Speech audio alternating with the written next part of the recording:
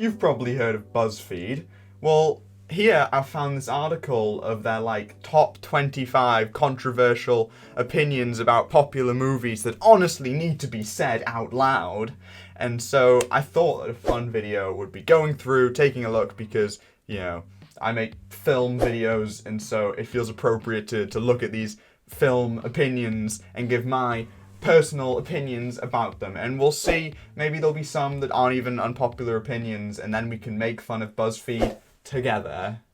So first up, I've only seen the first 3 of these, so I'm not I vaguely know what I'm going into, but I'm not too sure. So the first one is Harry Potter was the absolute worst character in the whole franchise. He was grumpy and narcissistic. He constantly reminded people about how his parents and Sirius had died, but he forgot that Ron's family was extremely poor and Hermione was basically doing everything for him, and that Draco had a crazy set of parents. I mean, really, Harry? I don't know how much I agree with this. I've read the books a lot more than I've watched the films, if I'm being completely honest and front. Because the Hermione was basically doing everything for him is, of course, very much in the movies. In the movies, they gave Hermione a lot of the things that Harry and Ron and that had done in the books. But I think grumpy and narcissistic. In his fairness, he is the chosen one. Well, wasn't Neville secretly the chosen one all along? I don't remember. It's been a long time since I've seen Deathly Hallows. But and I think the grumpy thing is very much a teenage thing. I think that, and I also, absolute worst. I felt we're going to be seeing a lot of hyperbole throughout this, and is Harry Potter a good character?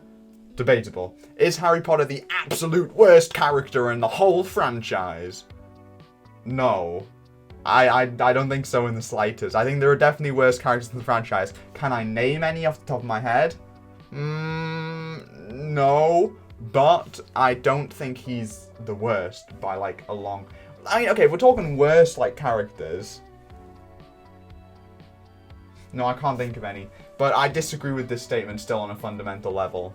Infinity War was boring and forgettable. The plot was only mildly interesting when my favourite characters like Spider-Man or the Guardians came on, but even then most of the jokes fell really flat or were just awkward. Thanos honestly felt too overpowered, and it took over the half of the movie to even get a real hit on him. That's the point. Now, I'm not a massive Infinity War fan. You can check out my Marvel tier list to see my full thoughts on it. But I think that, yes, Thanos being overpowered is the point of the movie. It's if he's not overpowered, then it's all about building. We've been building up to this character. If they could come in and just whack Thanos and knock him straight down after 20 movies of build up, then it's okay, I guess that's a bit disappointing. What? And forgettable? I would use a lot of words to describe Infinity War, but forgettable?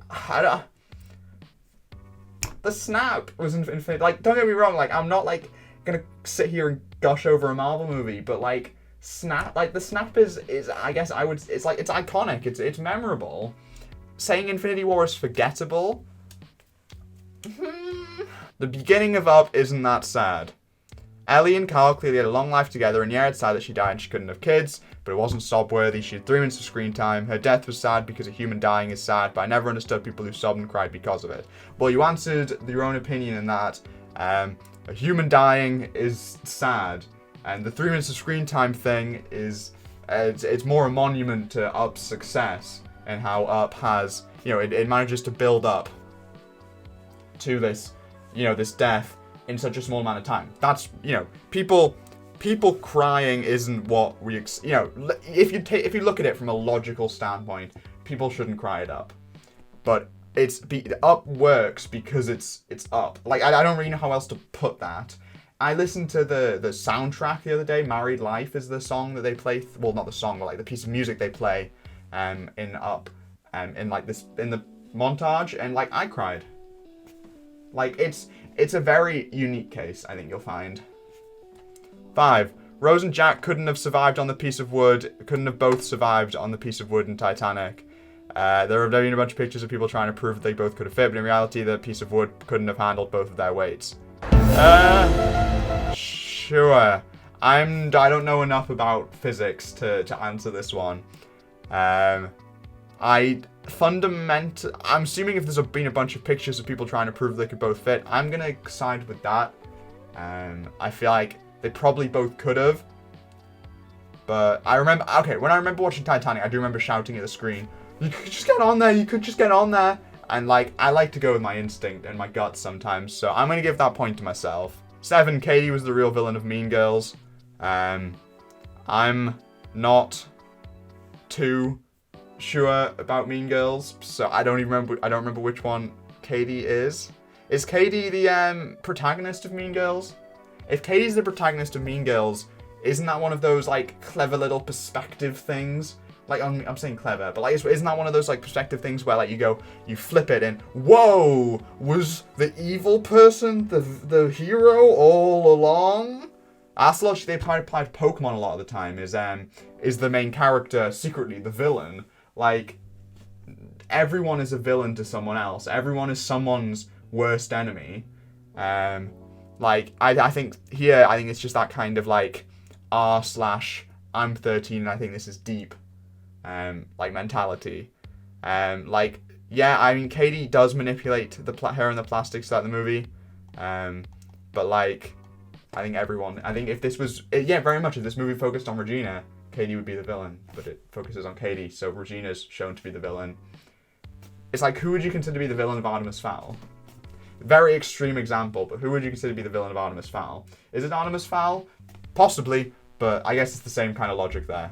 8. Pocahontas is one of the worst Disney movies. Is this an unpopular opinion? Is it? I don't know about that. Romance plays a huge role in this movie, but not in a good way. It seems kind of forced. Hey, yo, you want a good Pocahontas adaptation? Is it? Yeah, I guess it's a Pocahontas adaptation. Watch The New World by Terrence Malick. That's a good film.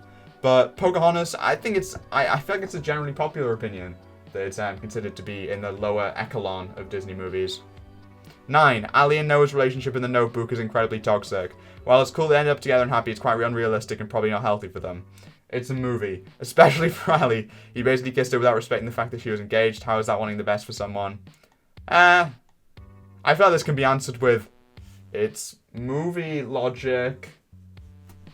You know, I think the unrealistic thing is, it's a movie that is essentially wish fulfillment, isn't it? Like The Notebook, that kind of stuff. I think this is looking a bit too much into it. 10. Claire and Bender's relationship is actually pretty problematic in The Breakfast Club. As much as I love The Breakfast Club, Bender and Claire's relationship really doesn't hold up well after 30 years. I mean, he spends the entire movie sexually harassing her, makes her cry, and is implied to have groped her inappropriately at some point. Yeah, they're still together by the point. And so I can't really remember The Breakfast Club, I can remember The Breakfast Club well. I can't remember Claire and Bender's relationship terribly well. If you asked me if they ended up together by the end, I couldn't have told you. Reading this reason, I think this is a good justification for why it would be pretty problematic. So I'm going to side with this hesitantly. And I'm not entirely sure, but I feel like it sounds right from what I can remember. It sounds right. 11. Jasmine was way too good for that lying deadbeat Aladdin. Yeah.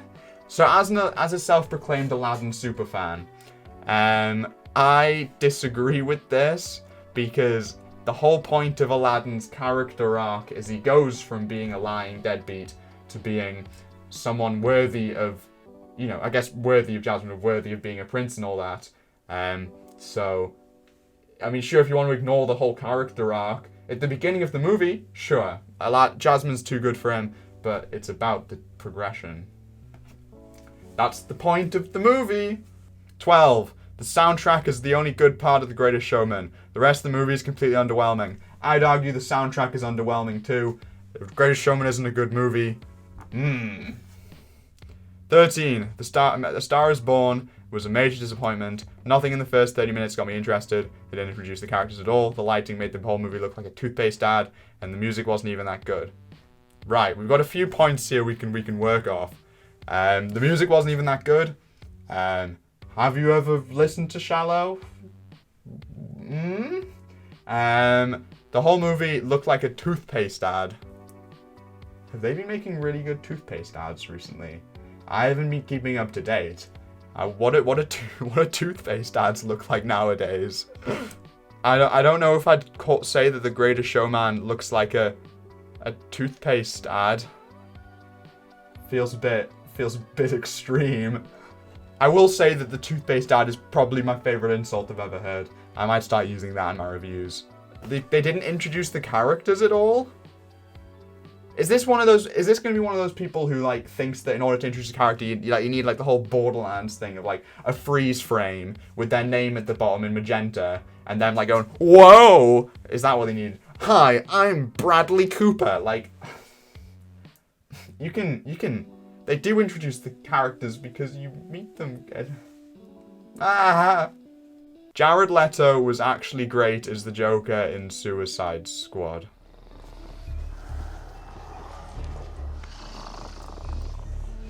Pitch Perfect didn't deserve a sequel. The first movie was good, but after a couple rewatches, it's not that special. The second one was so bad and not funny at all, and I just pretend the third one doesn't exist. That's fair. I can agree with that Pitch Perfect didn't deserve a sequel. It's a movie. It's a movie. Do we need 3 Pitch Perfect movies? No. But I don't hate its existence. I don't hate their existences. I guess what I'm trying to say. Black Panther didn't live up to expectations. I don't understand why they were battling their own people. That threw me off. Have you ever heard of tribes? I agree with this to an extent. I agree with the initial headline that Black Panther didn't live up to expectations. I can agree with that. I think that the movie isn't quite as good as people make it out to be, but I also think that it deserves a lot of the praise because of how monumentous it is. But saying that as your reason is I don't understand why they were battling their own people. Tribes do exist. Watch The Croods 2: A New Age. It should give you all the information you need. Grease is too cringy to be enjoyable. I adore musicals, I despise Grease. The music is cringy, the characters are cringy, and half of the time the dancing is cringy. Is the music in Grease cringy? Nah. I'll agree that the characters are pretty cringy, and half the time the dancing is cringy. I don't remember how bad the dancing is in Grease. The music is alright in Grease. I'm not, like, terribly... Sure, why not? I think half the fun of Grease is the cringiness, but... Yeah, sure, I'll agree with this opinion. La La Land was bland. You come into my house, and you disrespect La La Land, and you think you can get away with it, Linus. Well, no.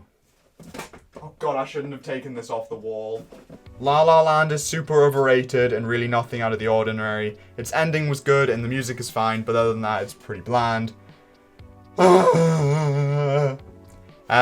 First of all, props for saying the ending is good. I feel like the main popular opinion when it comes to La La Land is that the ending's bad, which is something I incredibly disagree with.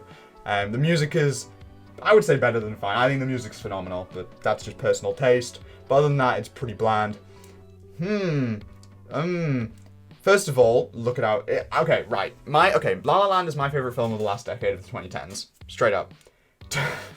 And I would say some of the reasons for that is I think the performances are really good. I think it's visually absolutely stunning, and I think the plot itself is really interesting. Obviously, you can disagree with that. I'm not saying that La La Land is the kind of film that deserves everyone should be bowing down. I think everyone should be, but if not, that's fine. But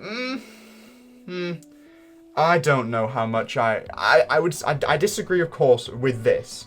But there's nothing here I'm going to get mad at, if you know what I mean. Like, it's not knowing what a tribe is. The Lord of the Rings films were actually better than the books. Is this an unpopular opinion? I don't know. I don't know what the consensus is in terms of that. That's actually quite interesting. I don't know whether or not people do prefer the books to the films. I haven't read the books. I do really, really like the films, though. So I'm not entirely sure. I I guess that would be an interesting thing to find out. And finally, none of the couples are worth rooting for in Love Actually. Yes. This is possibly the one I agree with the most. I think Love Actually is a bad film. And I agree with it very much so. Who are the couple? You even know the couples in the back. There's the little kids. There's Alan Rickman. Does he shag anyone in the film? I don't remember. There's obviously Keira Knightley. And the other person. There's like a bunch. There's a ton of couples in Love Actually. There's like the Prime Minister and the one. I don't really care about any of them. The thing with Love Actually is there's too much. It tries to fit too much into one thing, and it's not too much of a good thing. It's too much of a bad thing. And that is the brilliant point I'll end this on. Overall, these unpopular opinions are generally questionable. There's some that I agree with, and some I disagree with, and some I just completely don't understand. But I guess that's the beauty of film opinions. So, let me know. What are your guys' unpopular film opinions or something like that? Subscribe and stuff, and I'll catch you later. Cheers.